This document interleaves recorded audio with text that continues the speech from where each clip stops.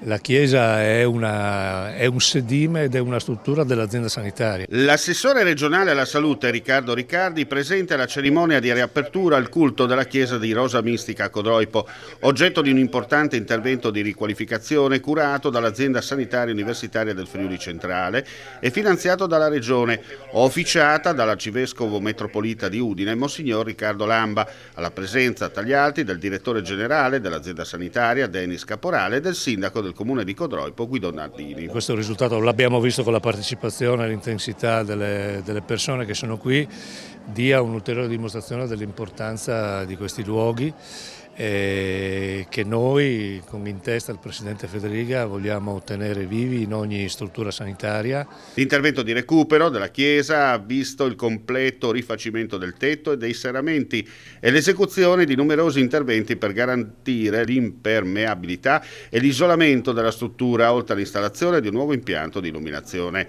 Il luogo di culto sorge all'interno del complesso dell'ex distretto sanitario di Codroipo, interessato da un ampio progetto di riqualificazione che prevede la realizzazione della cittadella della salute con casa e ospedale di comunità, hospice e potenziamento dei servizi territoriali. La Regione definirà un protocollo e di conseguenza le aziende sanitarie nelle loro attività avranno modo di potersi muovere sulla base di queste disposizioni che abbiamo sostanzialmente perfezionato. La delibera della Giunta è già stata approvata e quindi regoleremo nei prossimi giorni.